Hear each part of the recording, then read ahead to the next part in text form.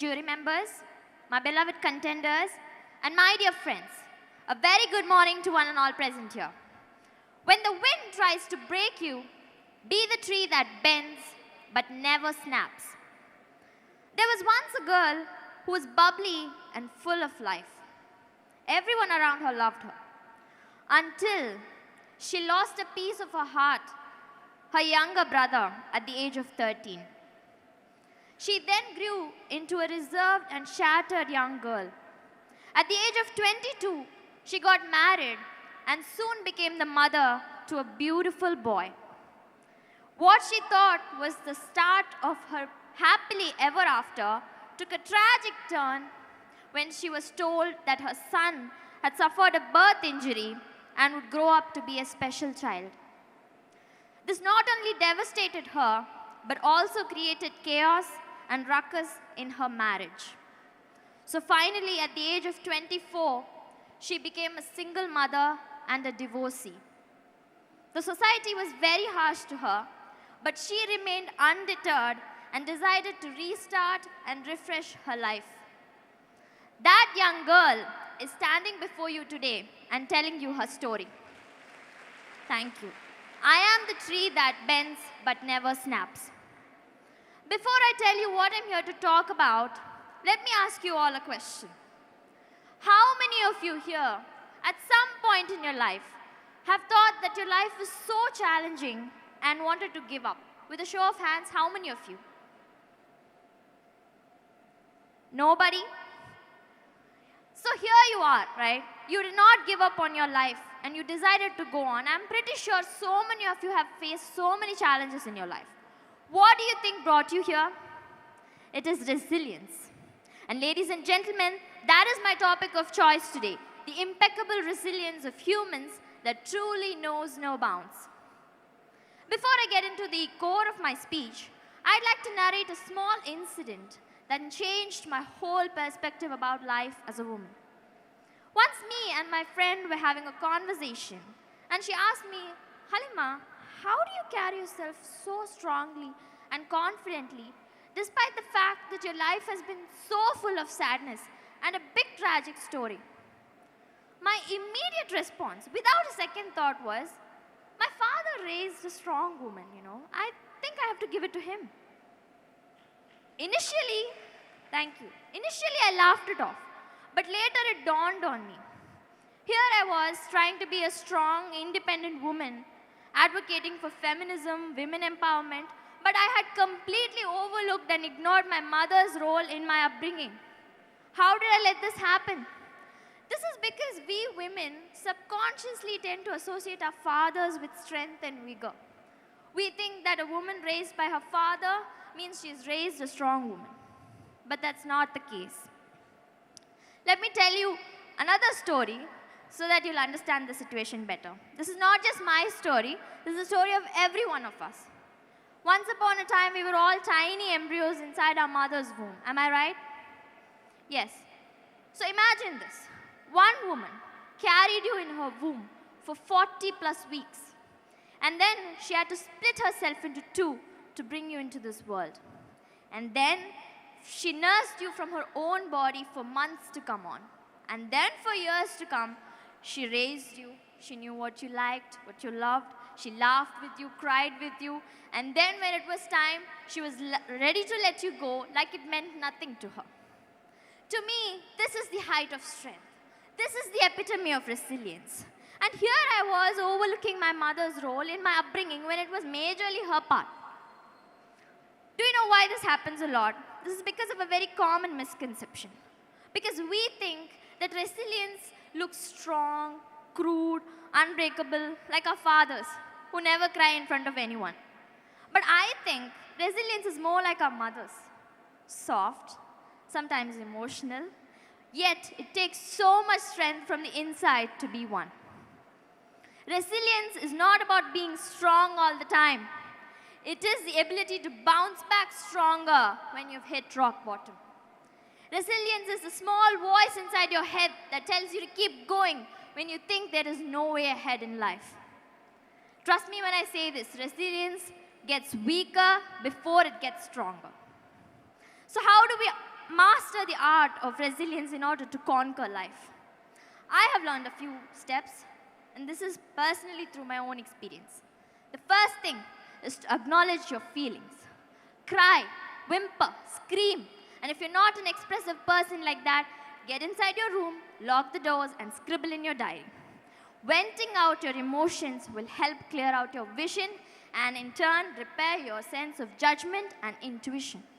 This will stop you from making any harsh decisions in life. The next thing, seek for support and help from your friends and family.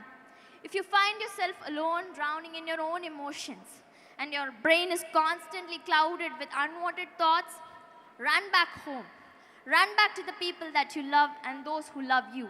Surround yourself with positive people who will be ready to uplift your spirits and will tell you, you are going to get through this, you're stronger than you think, and you're more than capable. And the same goes for negative influences. Trust me, whoever you are in life, you will have a group of people who will be ready to pull you down in life. They will come up to you and say blatantly to your face, you know what, you're right. Your life has been so challenging. If I was in your place, I would have given up a long time ago.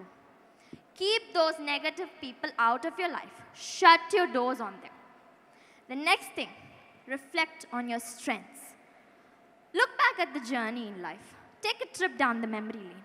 When you look back at your own journey, you will realize that you've hit rock bottom not just once, but multiple times in your life already.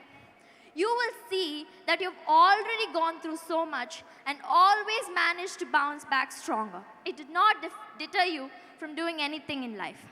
This will reinstill the hope that you need in your mind, and you will start believing in yourself that you will be able to do it and you're going to get through this. The last thing, be patient with yourself. No matter how much efforts you put in, no matter how much you do to get back on your feet, nobody is going to see change overnight. Trust me when I say this. Even if you think you're putting in all your efforts, you're doing everything you can, you have not sat one moment still in your room sulking in your own grief, even then, you're not going to be back on your wings in just one night. No. But if you do take my advice and surround yourself with the positive people or the people you love, they will actually come up to you and tell you, you know what, you look glowing. You look happier. You look much better than the last time I found you. That will be a reflection. That will be a reflection of your progression. You will find out that you're progressing in the right path. You will know that you are moving ahead. And as you all know, once you've hit rock bottom, there's only one direction to go. That is up. So to conclude my speech, I just want to say one thing. Reaching out and seeking for support is not a sign of weakness. It is indeed a sign of strength because you're giving yourself, the hopeless soul in you, a voice to still cling on to that hope of one or two people that love you and are here to uplift you.